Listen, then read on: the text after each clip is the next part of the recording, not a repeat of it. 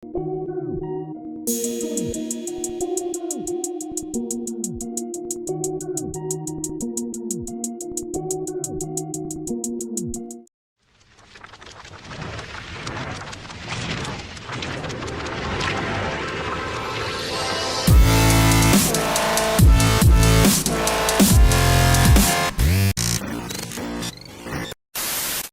up mga tol? Kumusta na kayo? Sana lagi tayong nasa maayos na kalagayan dahil sa panahon ngayon marami tayong mga pinagdadaanan. Ngayon, ang gagawin natin is yung ating tinatawag na 3D wall painting.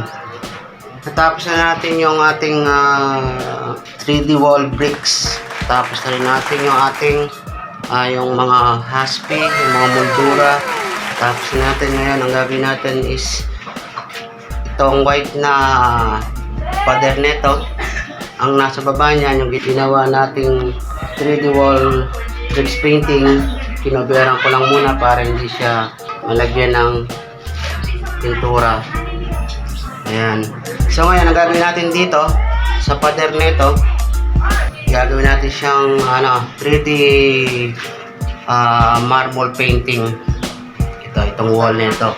So ngayon, ito mga tol, ang gagamitin natin is yellow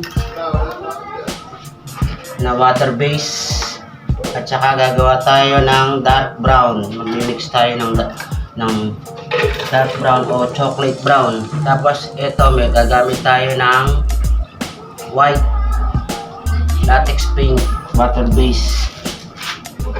So ngayon, magtitimpla tayo nito. Ayan. Timpla tayo ng ito, 1/4 to. So ngayon, kakalatiin natin siya.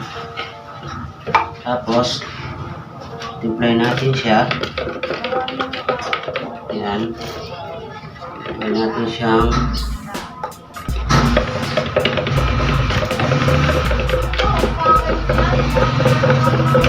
dark brown o chocolate brown. Ayan. So konting glue lang, hindi ganong marami, kung ayos lang para maging dark brown siya. Ayan. Pwede natin siyang kuhanin lahat, yung pula, yung 1/4.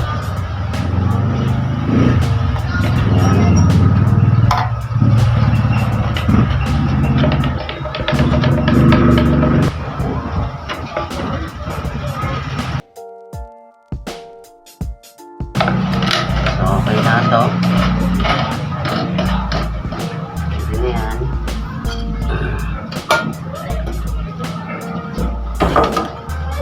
Tapos, gagamit tayo ngayon ng foam at saka ng mga brush.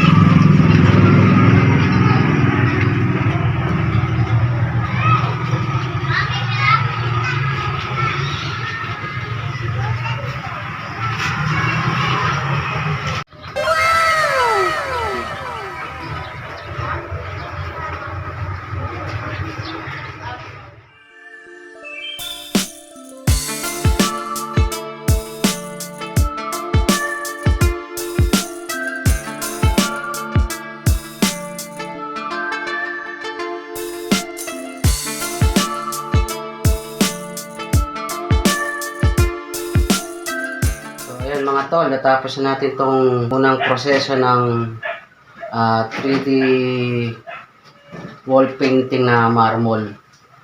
Ayan, natapos na natin. Ayan. Okay na siya. Ngayon, ang susunod nating gagawin ay ang paglalagay ng outline. Ngayon, ang gagamitin natin doon paggagawa ng outline para magmukha siya talagang marble, itong ginamit nating chocolate brown. Yan, ito. Itong chocolate brown. Ngayon, anin natin siya. Ito, nilagay ko na sa isang lalagyan. Malabnaw. Lalabnawan natin siya. Para pagka ina-outline natin siya, hindi siya nagbubuo. Kailangan malabnaw siya. So ngayon, ito ngayon yung ating gagawing pang-outline sa mga parang mga bitak. Para maganda siya, mag-match siya yung ating outline. Yan. Para match siya. Magmamatch siya dito sa pader nito. No? Yun, maganda. Kahit sino naman, lagi maganda pag-match. Anong magagawa? Laging natutulala tuwing lumalapit ka. Sana all may ka-match. Pero di ko kaya bumitaw ka. So, ayan. Mga tol. Yan, gawin na natin ng yung ating outline.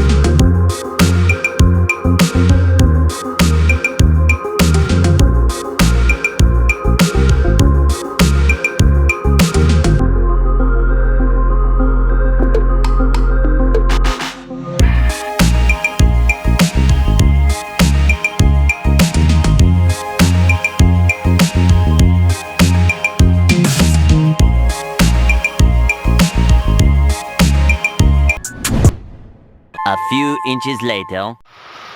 So ayan mga tol, matapos na natin yung paglalagay ng mga outline sa ating 3D wall marble.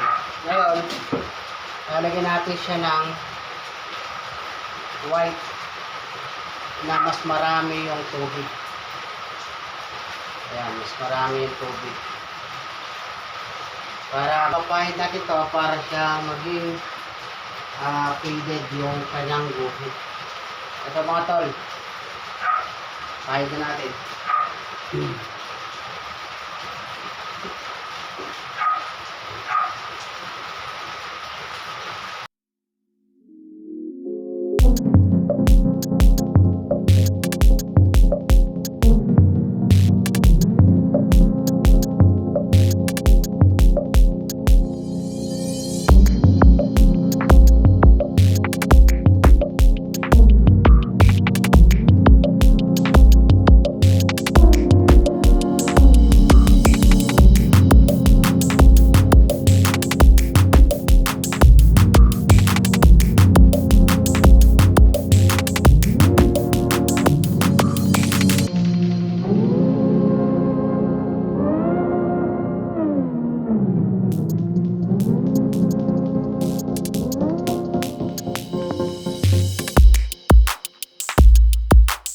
So ngayon mga tol, ipapakita ko sa inyo kung paano gumawa ng 3D painting parang nakaangat sa wall ng hindi gumagamit ng airbrush. So ngayon ito, nakikita nyo yan, itong touch-up nito, itong mga diamond nito. Iyan natin ito, paangatin natin ito ng gamit airbrush lang, ng mano-mano. Hindi na kailangan natin gamitin siya ng airbrush kasi airbrush natin sa katagalan bumigay na ganun yun. Para lang yan yung X mo mabilis bumigay. Gawin na natin mga tol.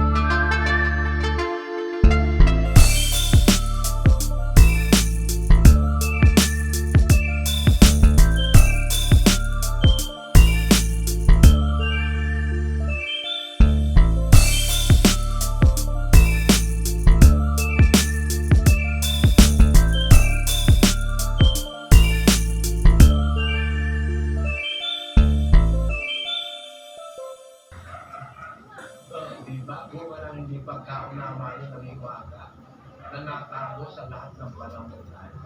Appreciate mo yung kapatid na ganyan. Opo, kapatid na Amy, at kanina ko pa nga po babalik-balikan sa isip.